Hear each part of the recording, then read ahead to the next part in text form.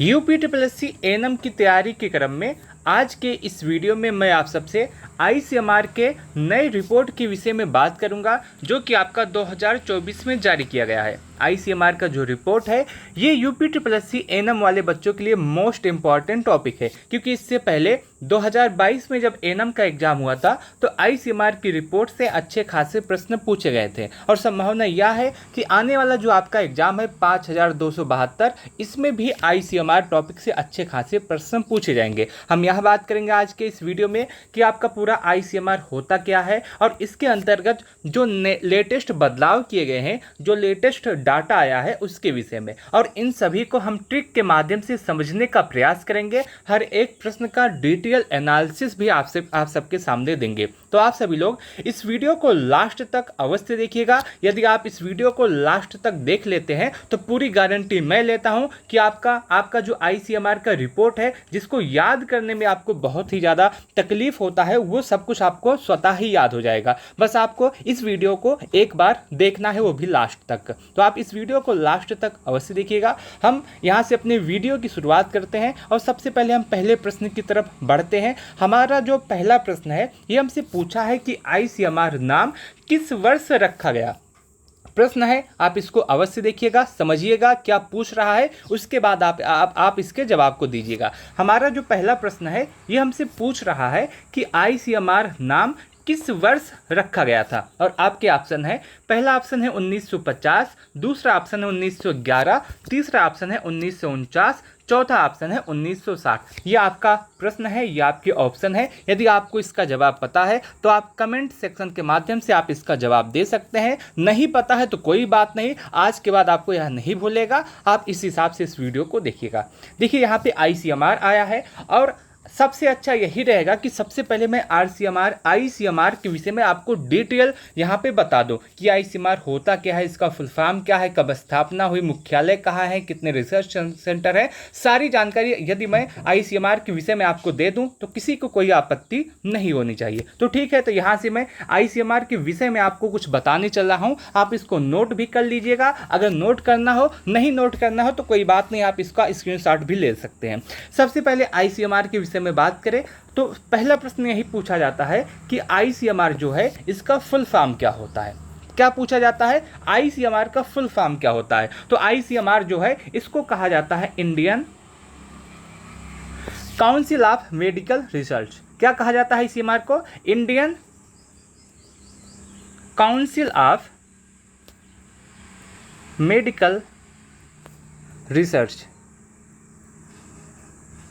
ICMR का कभी भी अगर फुल फॉर्म पूछा जाए तो आप यही बताएंगे, आईसीएमआर का जो फुल फॉर्म होता है वो Indian council of medical research होता है, और इसी को हिंदी में हम भारतीय चिकित्सा अनुसंधान परिषद कहते हैं। क्या कहते हैं हिंदी में, भारतीय चिकित्सा अनुसंधान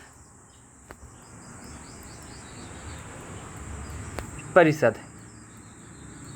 अब यहाँ पे नामकरण तो हो गया, लेकिन अगला सवाल ये आता है हम सबके मन में कि इसकी स्थापना कब हुई थी और क्यों हुई थी। अगर बात करें आईसीएमआर के स्थापना के विषय में तो इसकी जो स्थापना है ये आपका 1911 में हुई थी। लेकिन जब 1911 में हुई थी तो इसका नाम आईसीएमआर नहीं था। जब 1911 में इसकी स्थापना हुई थी तो इसका नाम भारतीय अनुसंधान निधि संघ था। क्या था, भारतीय अनुसंधान निधि संघ।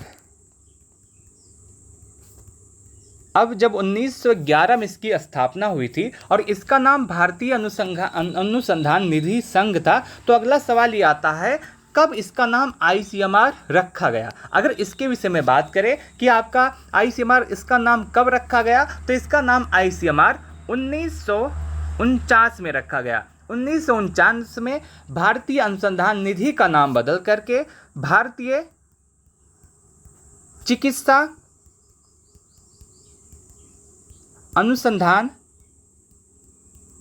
परिषद रखा गया, जिसे हम आज के समय ICMR कहते हैं। यहाँ तक आप इस बात को समझे होंगे। एक बार दोबारा से अगर हम इसको देखते हैं तो आपका जो ICMR है, इसका full form Indian council of medical research है। हिंदी में इसको भारतीय चिकित्सा अनुसंधान परिषद कहा जाता है।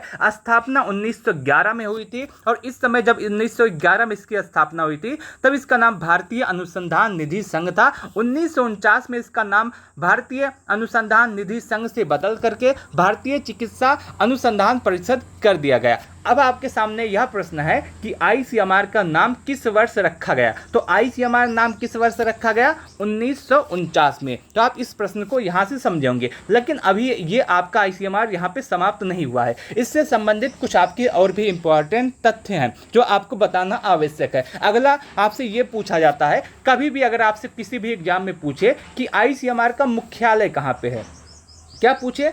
ICMR का मुख्यालय कहाँ पे है। अगर मुख्यालय आपसे पूछता है तो आप बताएंगे नई दिल्ली में है।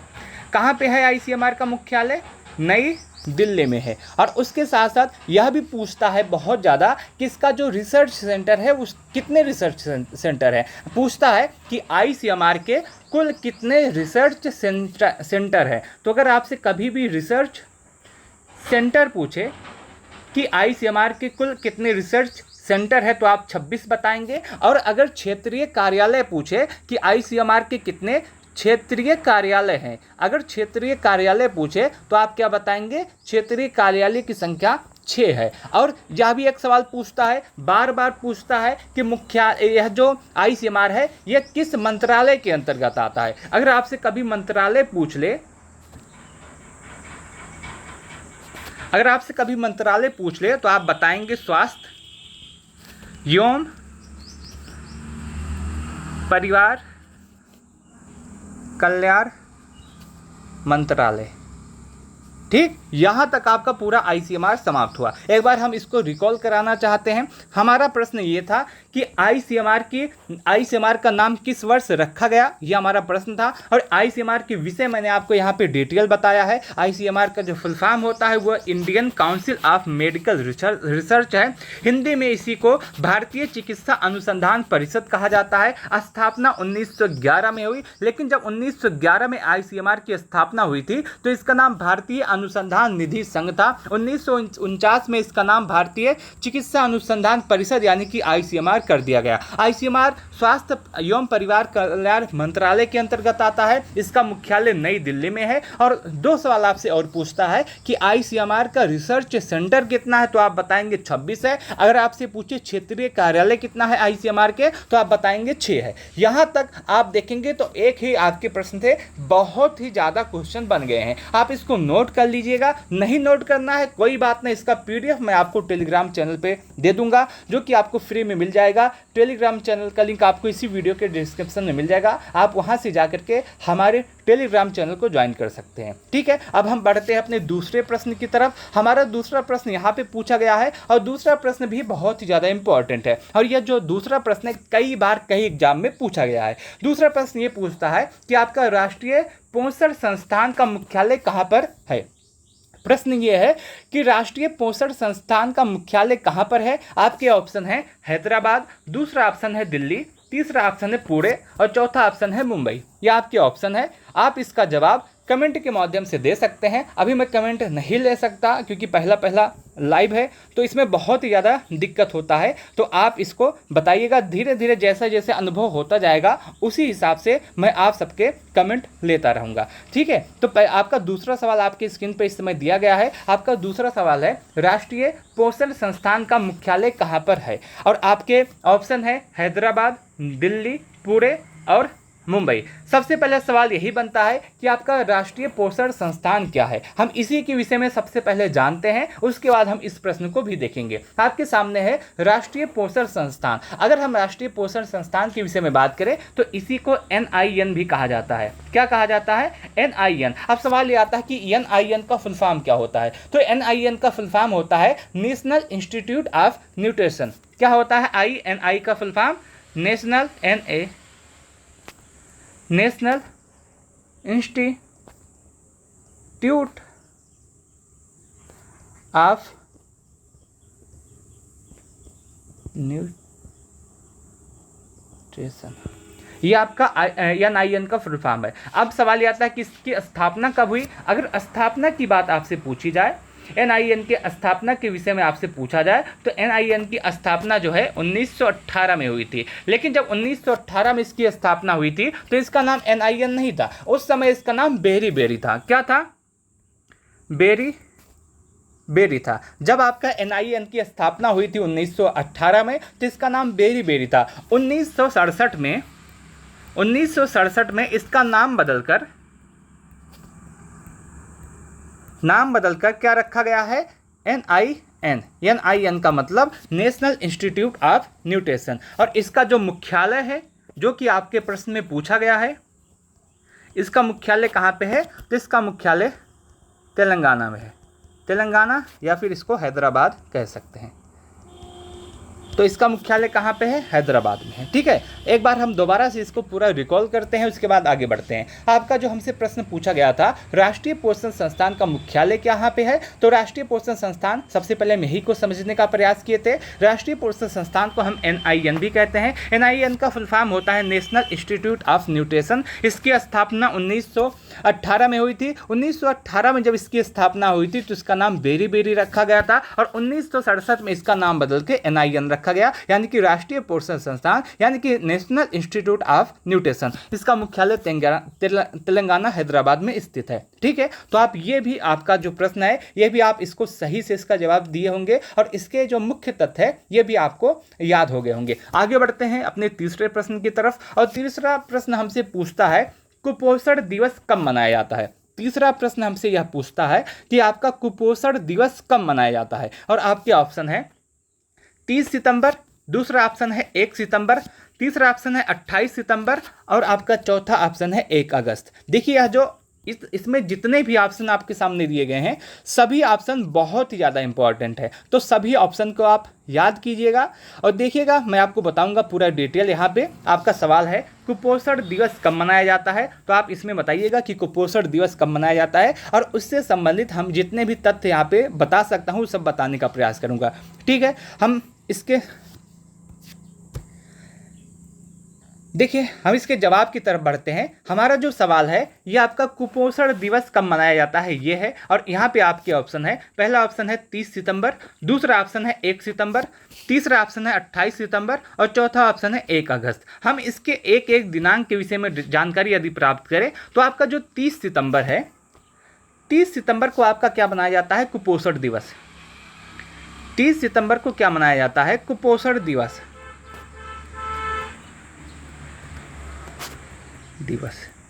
और उसके साथ साथ जो आपका 1 सितंबर है, 1 सितंबर को मनाया जाता है पोषण दिवस। 1 सितंबर को क्या मनाया जाता है? पोषण दिवस। तो कुपोषण आपका 30 सितंबर, 1 सितंबर पोषण दिवस, और उसके साथ साथ जो आपका 1 से लेकर के 7 सितंबर होता है, 1 से लेकर के 7 सितंबर, 1 से लेकर के जो 7 सितंबर का समय होता है, इसको हम पोषण सप्ताह मनाते हैं। 1 से लेकर के 7 सितंबर का जो सप्ताह होता है, इसको हम पोषण सप्ताह के रूप में मनाते हैं।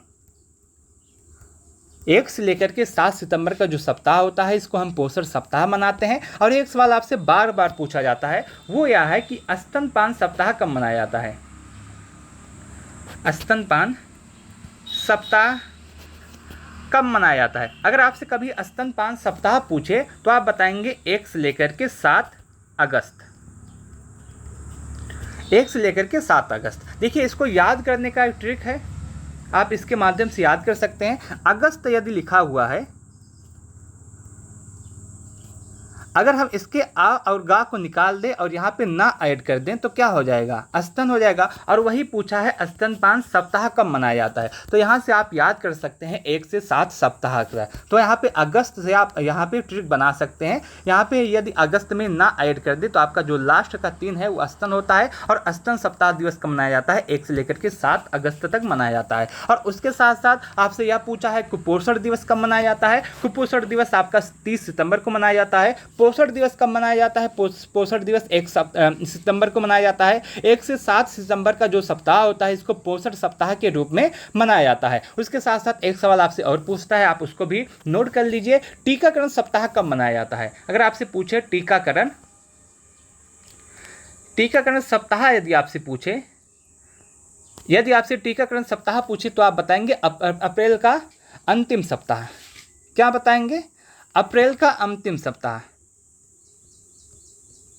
अप्रैल का अंतिम सप्ताह जो होता है उसको हम क्या मनाते हैं? टीकाकरण सप्ताह। यहाँ पे अगर आप देखिए तो इम्पॉर्टेंट जो सप्ताह है यहाँ पे आपको मिल जाएगा और बार बार कहीं ना कहीं किसी न किसी एग्जाम में अवश्य पूछा जाता है। अगर आपसे टीकाकरण सप्ताह पूछे तो अप्रैल का अंतिम सप्ताह जो होता है उसमें टीकाकरण सप्ताह मनाया जाता है। कुपोषण दिवस आपका 30 सितंबर को मनाया जाता है। 1 सितंबर को आपका पोषण दिवस मनाया जाता है। 28 सितंबर को आपका जो आपका 1 से 7 सितंबर होता है इसमें आपका पोषण दिवस मनाया जाता है। और उसके साथ साथ जो आपका स्तनपान सप्ताह है वो आपका 1 से लेकर के 7 अगस्त को मनाया जाता है। यहाँ तक आपका जितने भी इंपॉर्टेंट सप्ताह और दिवस है आप यहाँ पे देख सकते हैं, याद कर सकते हैं, लिख सकते हैं। इंपॉर्टेंट यहाँ से आपका हो जाता है। आगे बढ़ते हैं, लेकिन आगे बढ़ने से पहले मैं आपको कुछ जानकारी देना चाहता हूँ। हमारी जानकारी यह है कि यदि आप यूपीएससी की अच्छे से तैयारी करना चाहते हैं, यदि आप यूपीएससी में इस बार जॉब लेना चाहते हैं तो आप हमारे पेड ग्रुप से जुड़ सकते हैं। हमारा जो पेड ग्रुप है उसकी फीस सिर्फ और सिर्फ 500 रुपये है। पेड ग्रुप की जो फीस है उसकी फीस सिर्फ और सिर्फ 500 रुपये है। इस 500 रुपये में एएनएम की पूरी तैयारी हमारे द्वारा करवाई जाती है। एएनएम की पूरी तैयारी हमारे द्वारा करवाई जाती है। आपको वीडियो भी दिया जाता है। वीडियो के साथ साथ आपको वीडियो भी होता है, उसके साथ साथ आपको पीडीएफ भी दिया जाता है। पीडीएफ के साथ साथ आपका क्विज भी होता है। टॉपिक वाइज क्विज होगा, टॉपिक वाइज वीडियो होगा, टॉपिक वाइज पीडीएफ होगा और उसके साथ साथ आपको की पॉइंट का एक पूरा बुक भी दिया जाता है। आपके एग्जाम में यूपीएससी एएनएम में जितने भी टॉपिक हैं उन सभी टॉपिक का की पॉइंट भी आपको दिया जाता है। यानी कि एएनएम की पूरी तैयारी सिर्फ और सिर्फ 500 रुपये में आप कर सकते हैं। और हमारे द्वारा जो क्विज दिया जाता है, संभावना यह है कि एग्जाम तक लगभग 12 से करके 15,000 क्विज मैं आपको दे दूं, जिससे आपकी तैयारी और भी अच्छे तरीके से हो सके। तो आप यहां पे देख सकते हैं एएनएम के लिए जितने भी आवश्यक तत्व हैं सब कुछ आपको सिर्फ और सिर्फ 500 रुपये में दिया जाता है। आपको वीडियो मिलेगा, पीडीएफ मिलेगा, क्विज मिलेगा, की पॉइंट मिलेगा, सब कुछ टॉपिक वाइज मिलेगा। तो यदि आप हमारे पेड ग्रुप से जुड़ना चाहते हैं तो आप हमारे इस नंबर पे 90 26 92 73 15 पे कॉल कर सकते हैं। मैं आपको अपने पेड ग्रुप से जोड़ दूंगा। एक बार नंबर दोबारा सुन लीजिए। हमारा नंबर है 90 26 92 73 15। अगर आपको हमारे पेड ग्रुप से जुड़ना है, यदि आपको यह वीडियो अच्छा लग रहा है तो आप हमारे पेड ग्रुप से जुड़ सकते हैं, जहां पे आपकी एएनएम की संपूर्ण तैयारी हमारे माध्यम से करवाई जाती है। आपका एएनएम का जो सिलेक्शन लेने का सपना है वो भी साकार हो जाएगा। ठीक है, आगे बढ़ते हैं, अगले प्रश्न की तरफ हम बढ़ते हैं। हमारा जो अगला प्रश्न है ये हमसे पूछता है आईसीएमआर 2024 के अनुसार एक गतिहीन व्यक्ति को कितना ऊर्जा की आवश्यकता होती है। एक बार प्रश्न को हम दोबारा देखते हैं। हमारा जो प्रश्न है हमसे पूछता है कि आईसीएमआर 2024 के अनुसार एक गतिहीन व्यक्ति को कितने ऊर्जा की आवश्यकता पड़ती है। आपके ऑप्शन है 2680, दूसरा ऑप्शन है 2080, तीसरा ऑप्शन है 1660, चौथा ऑप्शन है 2020। आपके सामने यहाँ पे आपका सवाल है कि गतिहीन व्यक्ति को कितने ऊर्जा की आवश्यकता है। आपके ऑप्शन है 2680, 2080, 1660 और 2020। ये आपके ऑप्शन है। यदि आपको इसका जवाब पता है तो आप कमेंट सेक्शन के माध्यम से अवश्य बताइएगा। यह जो आपका सवाल है इसको मैं आपको पूरे ट्रिक के माध्यम से याद करवा दूंगा। गारंटी मेरी है, आपको याद हो जाएगा, कभी भी नहीं भूलेगा। ठीक है, तो आप पहले इसका जवाब दीजिए, उसके बाद मैं आपको इसका जो सही जवाब है बताने का प्रयास करता हूं। देखिए, अगर हम इसके सही जवाब के तरफ बढ़ें तो यहां पे हमसे पूछा है एक गतिहीन व्यक्ति। गतिहीन व्यक्ति कौन सा है? जो दिन भर पड़ा रहता है, दिन भर पड़ा रहेगा, सोफे पे पड़ा रहेगा, दिन भर मोबाइल चलाएगा, टीवी देखेगा, कुछ भी करेगा, बस दिन भर पड़ा रहेगा, परे अपने सब काम करेगा, चैटिंग भी परे करेगा और उसके बाद दिन में सोफे पे पड़ा रहेगा, इधर उधर नहीं घूमेगा, बस पड़ा रहेगा। उसी को कहते हैं गतिहीन व्यक्ति। तो अगर हम देखें तो इसको कह सकते हैं बस ऐसे ही आलसी के रूप में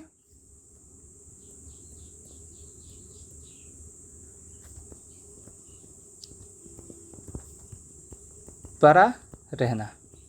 देखिए यहाँ पे जो आपके सामने लिखा गया है इसी से आपका ट्रिक बनेगा। ट्रिक क्या है? आपके सामने लिखा है बस ऐसे ही आलसी के रूप में पड़ा रहना।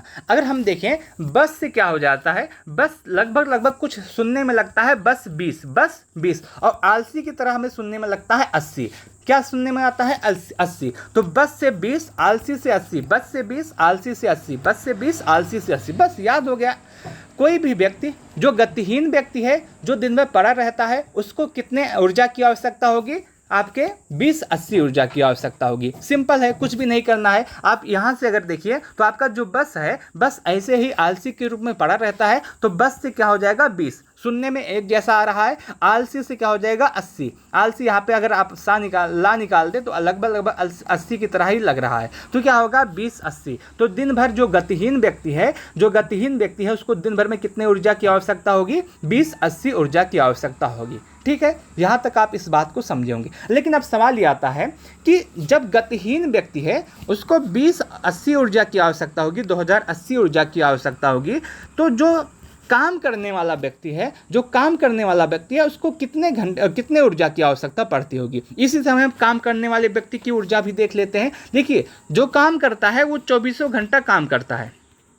जो व्यक्ति काम करता है वो 24 घंटा काम करता है। बस ये याद करने के लिए मैं बता रहा हूँ, ऐसा नहीं है। बस आप मानिएगा कि जो काम करता है वो 24 घंटा काम करता है, उसको आराम करने की भी ज़रूरत नहीं होती है। वो आराम करने का भी समय नहीं होता, क्योंकि 24 घंटे का ही समय होता है। जब वो 24 के 24 घंटे काम करेगा तो आराम कब करेगा? तो इसलिए भगवान से प्रार्थना करते हैं उसको 2 घंटे और दे दिया जाए आराम करने के लिए। तो 24 घंटा जो काम करता है उसको आराम करने के लिए 2 घंटे और दिया जाएगा, तो 26 घंटा हो जाएगा। तो 26 और 80 जो है ये आपका काम करने वाले व्यक्ति के लिए ऊर्जा है। तो आपका जो 26 और 80 है वो किसके लिए है? जो व्यक्ति काम करता है, ऑफिस जाता है, ऑफिस के बाद जो दैनिक कार्य करता है, उसके लिए कितने ऊर्जा की आवश्यकता होती है? 26-80 की। तो जो आलसी व्यक्ति है उसको कितने ऊर्जा की आवश्यकता होगी? 20-80 की। और जो काम करने वाला व्यक्ति है, जो काम करने जाता है, ऑफिस में काम करने जाता है, उसको कितने की ऊर्जा की आवश्यकता होगी? 26-80 की। तो यहाँ पे आप इसको याद कर सकते हैं, जो काम करने वाला व्यक्ति है उसको 26-80 ऊर्जा की आवश्यकता होती है। जो गतिहीन व्यक्ति है, जो पड़ा रहता है, उसको 20-80 ऊर्जा की आवश्यकता होती है। तो आप इसको याद कर सकते हैं, इंपॉर्टेंट है। यहाँ पे आपका हो गया, पुरुष का हो गया, गतिहीन पुरुष हमने देख लिया, आलसी पुरुष हमने देख लिया। लेकिन जब हमने पुरुष देखा है तो महिला के विषय में भी कुछ जानकारी ले लेते हैं, क्योंकि जो आलसी व्यक्ति वाली कैटेगरी है महिला में भी आती है, जो काम करने वाली कैटेगरी है यह महिला में भी आती है, दोनों आती है। अगर महिला के विषय में हम बात करें तो महिला के विषय में अगर हम बात करें तो इसमें भी दोनों कैटेगरी है। एक आपका जो गतिहीन है और एक आपका जो काम करने वाले हैं। देखिए, दोनों के विषय में अगर हम बात करते हैं, गतिहीन महिला, एक आपका काम करने वाली महिला। देखिए, जो काम करने वाली महिला होती है वो तो ऑफिस जाती है, काम करती है, सब कुछ करती है। अगर हम बात करें तो महिलाओं के लिए कितना समय दिया जाता है काम करने के लिए? उनको कहा जाता है आपके पास 21 से 25 समय है। इस वर्ष का जो समय है ये आपके लिए इंपॉर्टेंट है, उसके बाद मैं आपकी शादी कर दूंगा। उनके घर वाले कहते हैं आपके पास जो समय है 21 से 25 साल का समय है, उसके बाद शादी करने की व्यवस्था हो जाती है। तो जो काम करने वाली महिला है उनके लिए कितनी ऊर्जा की आवश्यकता होती है? 21 से 25 की। और जो गतिहीन महिला होती है उनको कहा जाता है, आप ऐसे याद कर सकते हैं ट्रिक से, कि जो गतिहीन महिला होती है दिन भर घर पे पड़ी रहती है, श्रृंगार करती है, 16 श्रृंगार करती है और वो सोचती है कि 60 वर्ष तक मैं बूढ़ी ना हूँ। जो घर पे रहने वाली महिला होती है वो 16 श्रृंगार करती है और सोचती है कि मैं 60 वर्ष तक बूढ़ी ना हूँ। तो यहाँ पे याद कर सकते हैं, जो गतिहीन महिला होती है उसको कितने ऊर्जा की आवश्यकता होती है? 16-80 की। जो काम करने वाली महिला होती है उसको कितने ऊर्जा की आवश्यकता होती है? 21-25 की। दोनों याद कर सकते हैं ट्रिक के माध्यम से। जो काम करने वाली महिला होती है उसको कहा जाता है आप 21 से 25 उम्र तक अपना कोई जॉब ले लीजिए, अन्यथा आपकी शादी कर दी जाएगी। और जो गतिहीन महिला होती है वो दिन भर पड़ी रहती है घर में और वह 16 सोमवार का व्रत रखती है, 16 श्रृंगार करती है और वह सोचती है कि 60 वर्ष जो मारा है 60 वर्ष तक मैं जवान रहूं। तो आप 16-60 यहाँ से याद कर सकते हैं गतिहीन महिला की ऊर्जा की आवश्यकता। और आप काम करने की ऊर्जा की महिला आवश्यकता है 21 से 25 याद कर सकते हैं, 2125 और 1660 आपका गतिहीन महिला के लिए। ठीक है, आप यहाँ तक इस बात को समझे होंगे और मैं उम्मीद करता हूँ कि आपको याद भी हुआ होगा। आगे बढ़ते हैं, अगले प्रश्न की तरफ हम बढ़ते हैं। अगला प्रश्न हमसे यह सवाल पूछता है, इसका जवाब आपको कमेंट सेक्शन के माध्यम से पहले देना है। हम सवाल को पढ़ते हैं, उसके बाद आपसे पूछते हैं। हमारा जो सवाल है वो हमसे पहला सवाल पूछता है कि गर्भवती महिला को ICMR के अनुसार कितनी ऊर्जा की आवश्यकता होती है? सवाल है, गर्भवती महिला को आईसीएमआर के अनुसार कितनी ऊर्जा की आवश्यकता पड़ती है? आपके ऑप्शन है 2680 पहला ऑप्शन, दूसरा ऑप्शन 2080, तीसरा ऑप्शन 1660 और आपका चौथा ऑप्शन 2020।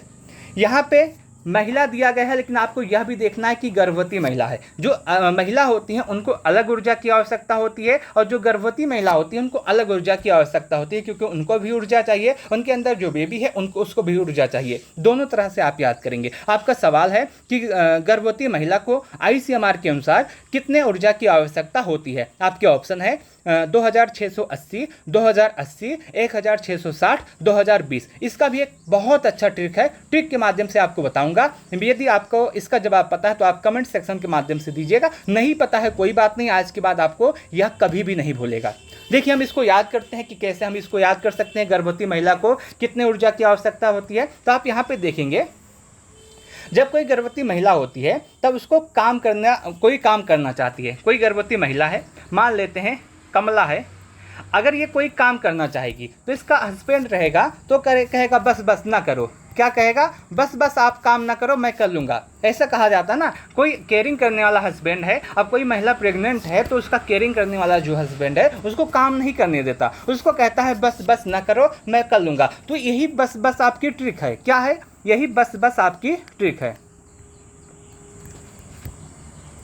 बस बस देखिए, बस के लगभग सुनने में 20 की तरह आ रहा है, तो 20 जो आपका होगा वही सही होगा। तो 2020 जो आपका है वही ऑप्शन सही है। हम एक बार इसको देखते हैं कि गर्भवती महिला को आईसीएमआर के अनुसार कितने ऊर्जा की आवश्यकता होती है। तो 2020 यहाँ पे आप ट्रिक के माध्यम से याद कर सकते हैं कि कोई महिला है जो काम करना चाहती है, गर्भवती है, लेकिन उसका हस्बैंड उसको रोकता है कि आप ना काम करो, बस बस आप रहने दो। तो बस बस लगभग 20 की तरह सुनने में आ रहा है। तो इसी तरीके से आप याद कर सकते हैं, जो गर्भवती महिला उसको कितने ऊर्जा की आवश्यकता होती है? 2020। लेकिन यहाँ पे एक सवाल और पूछा जाता है, गर्भवती महिला का अलग होता है और जो धात्री महिला होती है उसका अलग होता है। अगर आपसे पूछे धात्री महिला को कितने ऊर्जा की आवश्यकता होती है, धात्री महिला को अगर आपसे धात्री महिला पूछे तो आप याद करेंगे 2245। जो आपकी धात्री महिला होती है उसको कितने ऊर्जा की आवश्यकता होती है? 2245। और जो आपका गर्भवती महिला है उसको कितनी आवश्यकता होती है? 2020।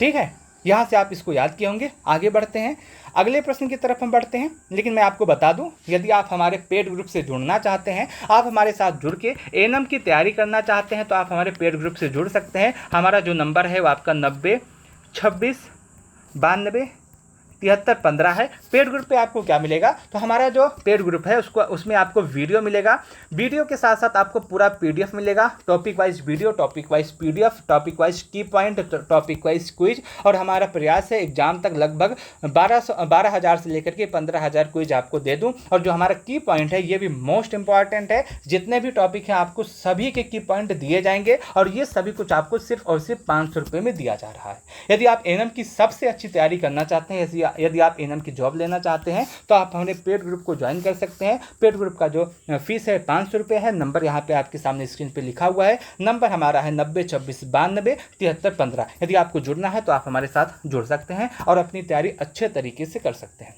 अगले सवाल की तरफ बढ़ते हैं।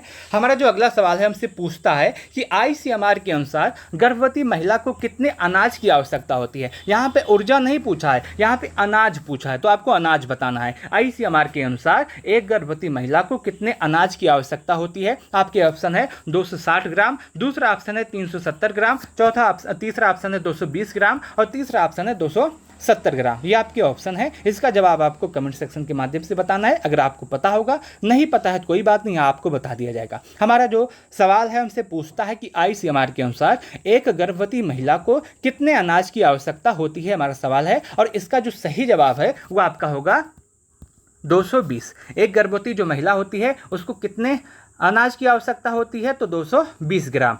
क्या याद करेंगे कि गर्भवती महिला को कितने अनाज की आवश्यकता होती है? 220 ग्राम अनाज की आवश्यकता होती है। आगे बढ़ते हैं, अगले सवाल की तरफ हम बढ़ते हैं। हमारा जो अगला सवाल है वो आपकी स्क्रीन पर इस समय दिया गया है, आप इसको देखिएगा, पढ़िएगा, उसके बाद इसके जवाब को बताइएगा।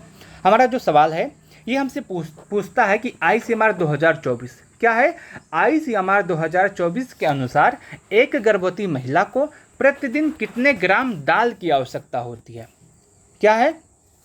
कि ICMR 2024 के अनुसार एक गर्भवती महिला को प्रतिदिन कितने ग्राम दाल की आवश्यकता होती है। और यहाँ पे आपके ऑप्शन है, पहला ऑप्शन है 85 ग्राम, दूसरा ऑप्शन है 75 ग्राम, तीसरा ऑप्शन है 90 ग्राम और चौथा ऑप्शन है 120 ग्राम। एक बार दोबारा से सवाल को पढ़िएगा और इसके जवाब को दीजिएगा। हमारा जो सवाल है तो यहाँ पे ये है कि ICMR 2024 के अनुसार एक गर्भवती महिला को प्रतिदिन कितने ग्राम दाल की आवश्यकता होती है। आपके ऑप्शन है 85 ग्राम, 75 ग्राम, 90 ग्राम और 20 ग्राम। अगर हम इसके ट्रिक की बात करें, ट्रिक नहीं है, बस आप ऐसे ही याद कर सकते हैं। देखिए इसका जो ट्रिक है या आप कुछ भी कह सकते हैं। कोई एक महिला है, अब जो महिला की माँ होती है उसका बहुत ख्याल रखती है, खासकर जब कोई बच्ची है या महिला है, कोई बात ये कर सकते हैं कोई 20 या 22 साल की कोई लड़की है, जब वो पहली बार प्रेग्नेंट होती है तो उसको जो उसकी जो माँ होती है उसका बहुत ख्याल रखती है, बहुत ज़्यादा ख्याल रखती है। और माँ उसको कहती है कि पुत्र दाल पिया कर, पुत्र दाल पिया कर, क्योंकि दाल जो होता है उसमें सबसे ज़्यादा प्रोटीन होता है। दाल बच्ची के लिए भी लाभदायक होता है, महिला के लिए भी होता है, ऊर्जा भी अच्छी खासी देता है। तो महिला उससे कहती है कि पुत्र दाल पिया कर। क्या कहती है? पुत्र दाल पिया कर। अब ये पुत्र जो है ये आपका 75 के हिसाब से सेंस आपका बन रहा है, पुत्र 75, पुत्र 75, बस यही आपका है। आप इसके हिसाब से याद कर सकते हैं कि जो आपकी गर्भवती महिला है उसको कितने ग्राम दाल की आवश्यकता होती है, 75 ग्राम दाल की आवश्यकता होती है। अगर आपसे कभी पूछा जाए कि धात्री जो महिला है, धात्री महिला को कितने ग्राम दाल की आवश्यकता होती है, धात्री महिला को 85 ग्राम दाल की आवश्यकता होती है। कितना? धात्री महिला को 85 ग्राम दाल और जो आपकी गर्भवती महिला है उसको 75 ग्राम दाल की आवश्यकता होती है। ठीक है, आगे बढ़ते हैं। यहाँ पे ICMR का जो पूरा रिपोर्ट आया है उसके विषय में जानकारी दी गई है। यहाँ पे कैटेगरी वाइज गतिहीन पुरुष, सामान्य पुरुष, उसके साथ साथ आपका महिला है, गर्भवती महिला है, धात्री महिला है, उसमें ऊर्जा की आवश्यकता, अनाज की आवश्यकता, दाल की आवश्यकता, सब कुछ यहाँ पे लिखा गया है। आप इसको देखिएगा, याद कीजिएगा। मैं एक बार बता देता हूँ, इसका आप स्क्रीनशॉट भी ले सकते हैं अगर आपको आवश्यकता है। नहीं आवश्यकता है कोई बात नहीं, PDF तो आपको टेलीग्राम चैनल के माध्यम से मिल ही जाएगा।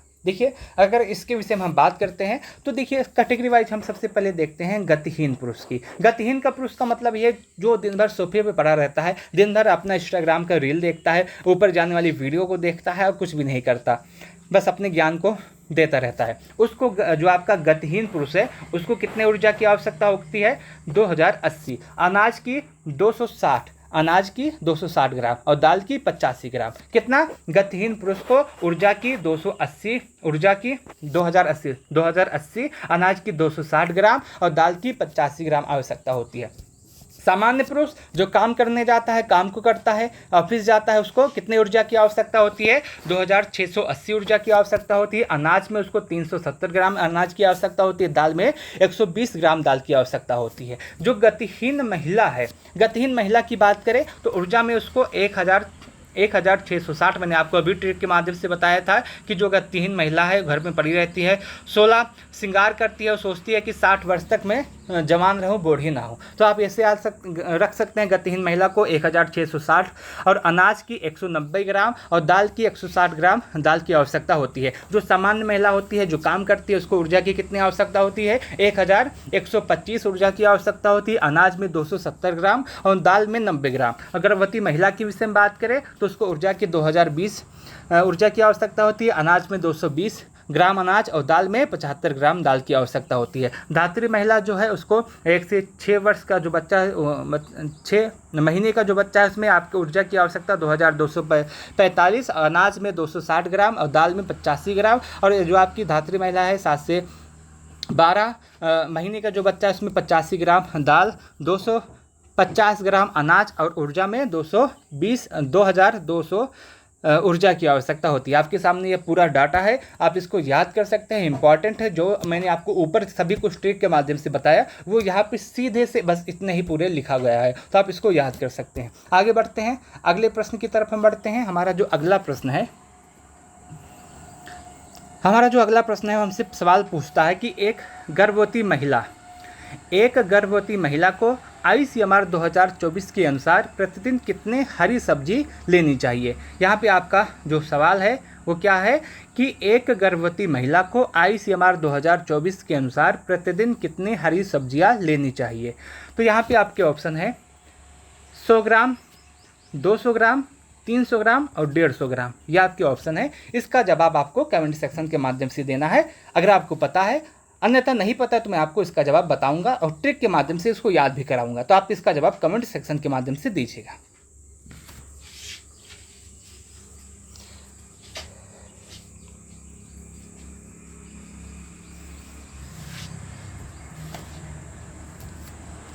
देखिए यहाँ पे आपका जो सवाल है क्या है, एक गर्भवती महिला को ICMR 2024 के अनुसार प्रतिदिन कितनी हरी सब्जी लेनी चाहिए, जिसमें आपका जवाब है 100 ग्राम, 200 ग्राम, 300 ग्राम, 150 ग्राम। ट्रिक के माध्यम से याद करते हैं कि एक महिला है जो गर्भवती है, एक महिला है जो गर्भवती है लेकिन वो बहुत पतली है, वो मोटी होना चाहती है। अपने गांव में किसी डॉक्टर के पास जाती है, झोला छाप डॉक्टर जो होता है वो कहता है, महिला कहती है कि मैं गर्भवती हूँ, मुझे मोटा होना है जिससे हमारे बच्चे के लिए भी थोड़ा उपयोगी रहेगा, उसको भी स्वास्थ्य की आवश्यकता है, तो मैं मोटी कैसे हो सकती हूँ। तो डॉक्टर उससे कहता है, डॉक्टर क्या कहता है, वही जो डॉक्टर कहेगा वही इसका ट्रिक होगा। डॉक्टर कहता है 150 100 और हरी सब्जी खाओ। 150 100 मतलब देर तक सो, 150 100 मतलब देर तक सो और हरी सब्जी खाओ, देर तक सो हरी सब्जी खाओ। तो यहाँ पे आपका जो 150 100 लिखा है, क्या लिखा है 150 100, तो यहाँ से जो सेंस बन रहा है वो 150 का बन रहा है। 150 100 150, तो आपका जो सेंस बन रहा है कि 150 का बन रहा है। तो यहाँ पे हरी सब्जी भी है, तो कितने हरी सब्जी की आवश्यकता होती है गर्भवती महिला को, 150 की। तो यहाँ पे आप याद कर सकते हैं कि एक महिला है जो प्रेग्नेंट है और डॉक्टर के पास जाती है, वो मोटा होना चाहती है, तो डॉक्टर उसको सलाह देते हैं यदि आप मोटा होना है तो आपको 150 सोना है, मतलब देर तक सोना है और उसके साथ साथ हरी सब्जी खानी है। ठीक है, तो यहाँ से आप इसको याद कर सकते हैं। कितने, 150 ग्राम हरी सब्जी की आवश्यकता होती है। यहाँ पे आपका पूरा पैराग्राफ पूरा एक इम्पॉर्टेंट आ जाता है। कैटेगरी वाइज हरी पत्तेदार सब्जियों की आवश्यकता, सब्जी की आवश्यकता, उसके बाद जड़ की आवश्यकता, फल की आवश्यकता, ये आपका जो पूरा है मोस्ट इम्पॉर्टेंट है। कैटेगरी वाइज है, गतिहीन पुरुष की, सामान्य पुरुष की कितने हरी पत्तेदार सब्जियों की आवश्यकता होती है, गतिहीन महिला की, समान महिला की, गर्भवती महिला की। तो आप इसको देखेंगे तो सब में लगभग सेम रहेगा, कुछ में अलग रहेगा। तो जो आपका कुछ अलग है आपको वही याद करना है। अगर आप देखिए हरे पत्तेदार सब्जी की बात करें तो गतिहीन पुरुष को समान 100 ग्राम, समान पुरुष को भी 100 ग्राम, गतिहीन महिला को भी 100 ग्राम, सामान्य महिला को भी 100 ग्राम। लेकिन जो आपका गर्भवती महिला है और धात्री महिला है उसको 150 की आवश्यकता होती है। तो याद रखेंगे अगर हरी पत्तेदार सब्जी पूछा जाए और आपके सवाल में गर्भवती महिला हो और धात्री महिला हो तो यहाँ पे 150 ग्राम हरी पत्तेदार सब्जी की आवश्यकता होती है। अन्य सभी को 100 ग्राम हरी सब्जी पत्तेदार की आवश्यकता होती है। वहीं पे फल है, अगर आपसे फल पूछा जाए तो आप फल में भी देखिए जो गर्भवती महिला है, धात्री महिला, उसको 150 ग्राम फल की आवश्यकता होगी, बाकी सभी को 100 ग्राम की आवश्यकता होती है। जड़ आपका सभी के लिए समान है, सब्जी आपका सभी के लिए समान है 200 ग्राम। ठीक है, आप यहाँ से याद कर सकते हैं। बस यही दो अंतर है, आप इस दो अंतर को याद कीजिएगा कि गर्भवती महिला को हरी पत्तेदार सब्जी में 150 ग्राम, धात्री महिला को 150 ग्राम, फल में भी है गर्भवती महिला को 150 ग्राम, धात्री महिला को 150 ग्राम, बाकी सब सेम है, आप यहाँ से याद कर सकते हैं। ठीक है, आगे बढ़ते हैं, अगले सवाल की तरफ हम बढ़ते हैं। हमारा जो अगला सवाल है वो हमसे पूछता है कि एक व्यक्ति के लिए विटामिन डी की आवश्यकता होती है। कोई एक व्यक्ति है उसको कितने विटामिन डी की आवश्यकता होगी। आपके ऑप्शन है 15 माइक्रोग्राम, दूसरा है 25 माइक्रोग्राम, तीसरा है 20 माइक्रोग्राम और चौथा है 50 माइक्रोग्राम। हमसे सवाल पूछा है कि विटामिन डी की आवश्यकता पर कि एक व्यक्ति को कितने विटामिन डी की आवश्यकता होगी। आपके ऑप्शन है 15 माइक्रोग्राम, 25 माइक्रोग्राम, 20 माइक्रोग्राम और 50 माइक्रोग्राम। ये आपके पूरे ऑप्शन है, इसका जवाब आपको देना है। यदि आपको इसका जवाब पता है, गलत सही जो भी कुछ पता है आप इसका जवाब दे सकते हैं।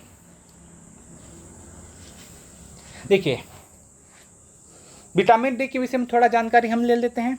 विटामिन डी का साइंटिफिक नाम क्या है? विटामिन डी का साइंटिफिक नाम क्या है?